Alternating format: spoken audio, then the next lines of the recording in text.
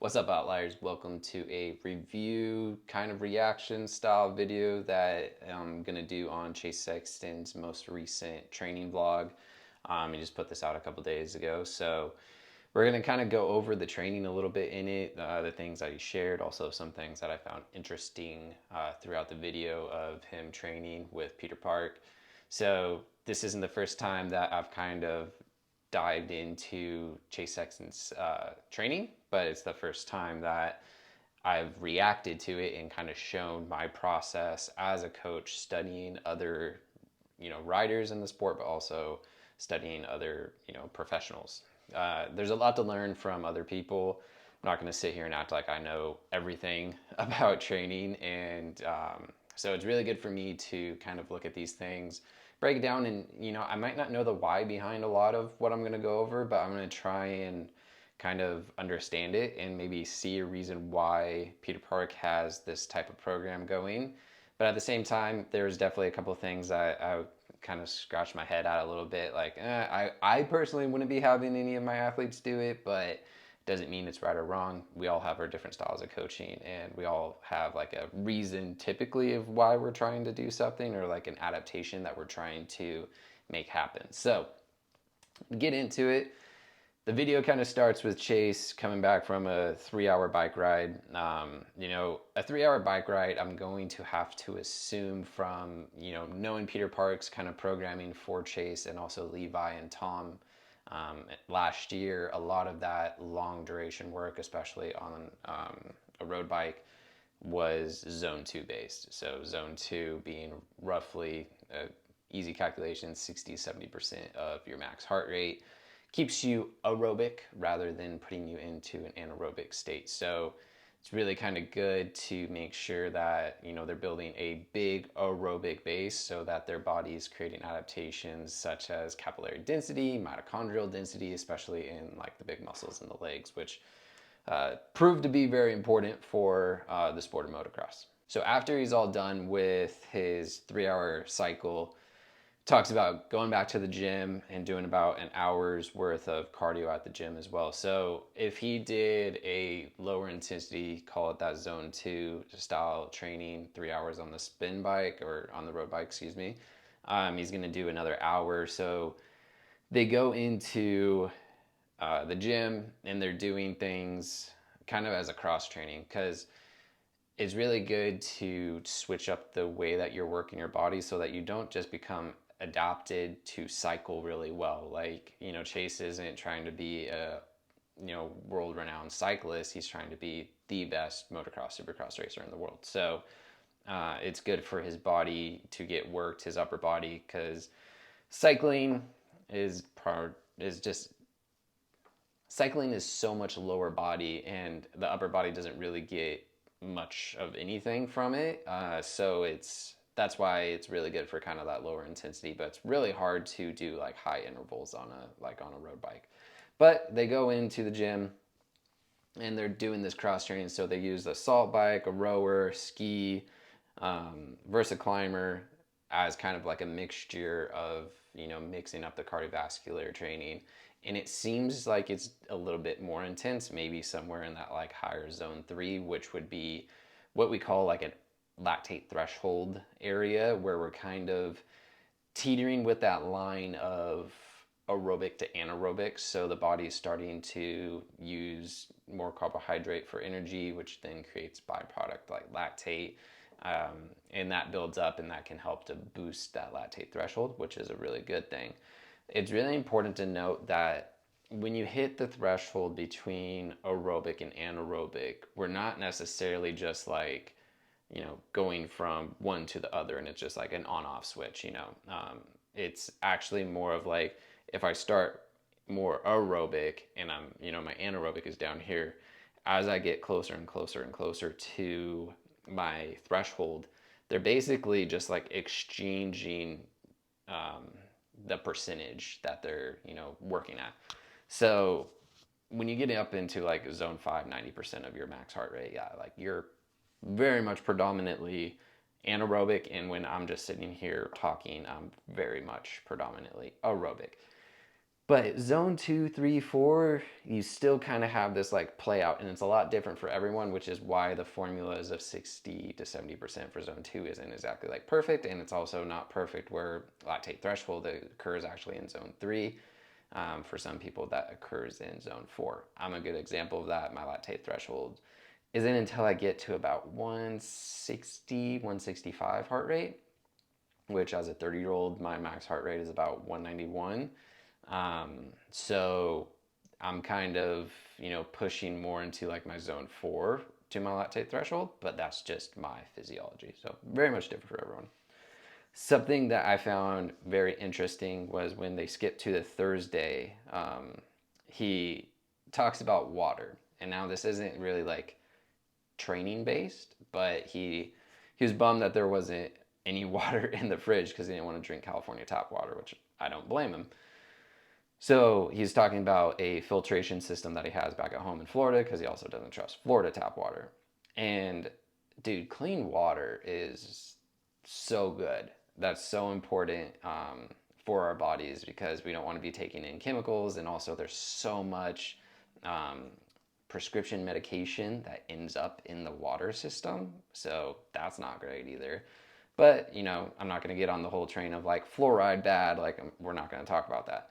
But there are a lot of particles in our water that we really shouldn't be consuming. So having a filtration system that is, whether it sits in your fridge or you hook it up to your tap water underneath your sink is actually a really great thing. Because most of the time there's like a line essentially for where this, let's call it lead crosses 15 parts per million, and now it's bad. But if it's sitting at 14 parts per million, it's still considered okay. That's one change to where they're going to say tap water is okay and tap water is not okay. But that's just one point. So just food for thought on that. And I found that really interesting and also a really good thing, something that I preach for my athletes, but also something that I do for myself. Clean water, very important. Also looking at his breakfast, it seemed like 2 eggs, 2 bacon, 2 pieces of sourdough toast. There's got to be more there. That's not very much food. Coming from an athlete that is burning so much calories, especially with things like 4 hours of cardiovascular work in a day, dude. Like I found that to be kind of interesting, but at the same time, we're not seeing the full picture. So he does have like a big smoothie and stuff, which usually smoothies can be pretty jam-packed calorically.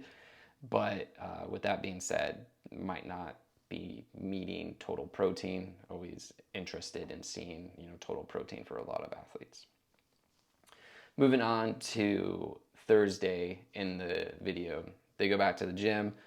This is kind of like hard to tell if this is set up as like a certain amount of sets and reps, or if this is more circuit based, because we're seeing things like a single arm chest press on a physio ball with thoracic rotation. That one's always really kind of fun. I think that's a really good movement to unlock thoracic spine. I wouldn't say that's a great overall movement to create like strength, because you're giving up some of the weight that you could potentially be doing with the instability of the physio ball, but also with like momentum and stuff like that. It's a very interesting coordination rather than like pure strength. The barbell split squat, love it, especially back racked. Usually in the past, we've seen a lot of Peter Park's programs go with like a Zercher hold, which is that like barbell in the elbow position. So I'm not a fan of Zercher. I don't get it. I don't believe in it. I don't think that there's any great value to it because you give up a lot, and also the position's super uncomfortable. So I like seeing that back rack position. A front rack's good too, but seeing that back rack position, you can definitely load more weight, which when you're ultimately trying to get stronger, that's a good thing. Got some front rack kettlebell step ups. So 2 kettlebells racked up, love it. That front rack position, once again, I believe the front rack position is better than Zercher position. And then he goes into some runner step ups, which is like a quicker moving step up with usually like a little bit of a jump at the top, and you're like continuing through the motion as if you're going up. Pull-ups, med ball twist slams, lateral skaters, those are awesome. I always put those in for a lot of people. Then some plank and dead bug with a weighted overhead hold for some core. The sequence of this I don't agree with. So this is a video. We don't know the full story. But if the sequence of this routine was as I just kind of went through, where I have the single arm press on a ball, the barbell split squats, the front rack step ups, and explosive step ups, pull ups, then med ball twist slams, and then lateral skaters. Typically, we want to put more of that fast, explosive movement early in our training routines. The reason being is fatigue to the nervous system occurs during training. So our coordination will decrease, our overall power output will decrease. So we're trying to optimize those power movements early in the routine rather than later in the routine, just because they can get sloppy and they're actually not as effective because we're being tired and out of breath and stuff like that. Compared to doing it a little bit earlier in the routine, we have more control. Our CNS is more prepped and ready for that like powerful movements. So, like I said, I don't know if that was the true sequence. That was just a sequence that was shown, which maybe that's just editing. But, just from my perspective, looking in at it, I would switch those up and I would go in a sequence of starting with lateral skater jumps first. Then, if I was going to combo, say like superset or compound set, I guess it would be the front rack kettlebell step ups with the runner step ups. I would put those second. So I would do the front rack kettlebell step ups and then sequence that with the runner step ups with that like explosive jump. So now I'm still keeping that jumping quick movement early, but there's definitely a lot of value in that like weight hold and getting the muscles really firing hard with the strength and then popping out of it, because that creates like a really good controlled fatigue. Now there's a difference to an uncontrolled fatigue and a controlled fatigue when you're intentionally doing it.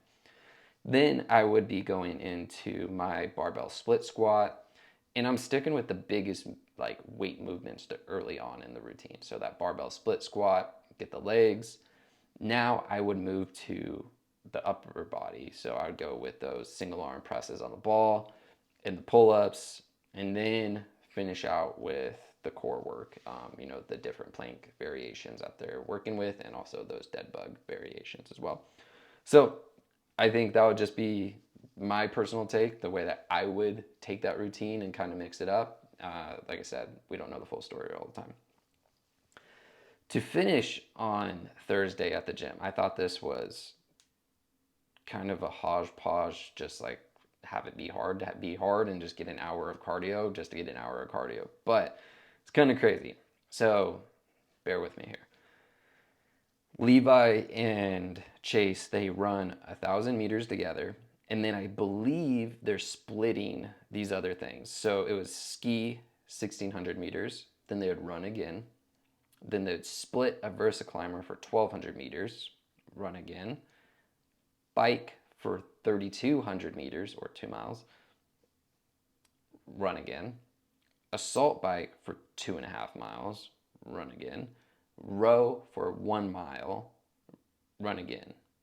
Or maybe no, the row is a finish, excuse me. But the idea behind this was to finish it within under an hour. And so I believe what they're doing is they're both running the 1,000 meters together, which is a kilometer. And then they're coming back in and they're splitting the ski, the row, the cycles, and stuff like that as far as the distance. So it's kind of like a partnered training together. So their breaks are occurring essentially when the other one is, tapping in. Fun.